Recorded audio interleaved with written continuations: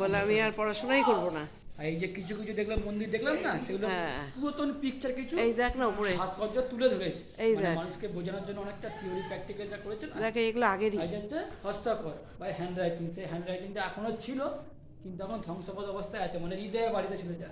এই যে হ্যাঁ, ও এটা ঠাকুরের নিজের হাতের লেখা, নিজের হাতে লেখা, ওটা হৃদয়ে স্বহস্তে, ওই তো লেখাই আছে। বছর হয়ে গেছে, তাল পাতাতে পুঁথি লিখে রেখেছিল ঠাকুর রামকৃষ্ণ স্বহস্তে হস্তাক্ষর।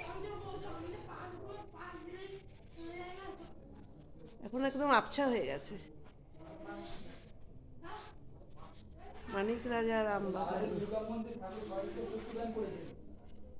ঠাকুর মা কালী সবাই তার থেকে ঠাকুরের যে দুর্গা প্রতিমা এখনো সেই আমল থেকে হয়ে আছে। লাহাদের বিষ্ণু মন্দির।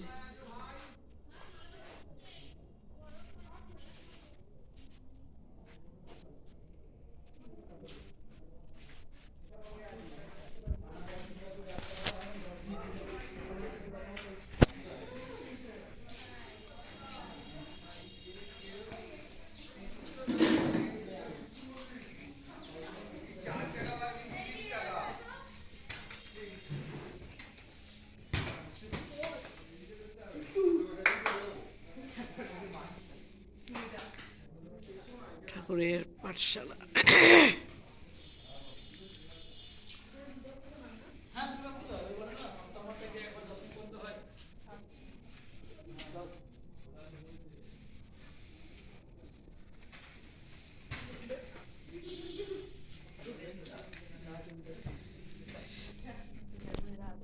পাঠশালার উল্টো দিকেই লাহাবাবুদের শ্রী শ্রী দুর্গা মাতার মন্দির স্থাপিত 1257 সাল।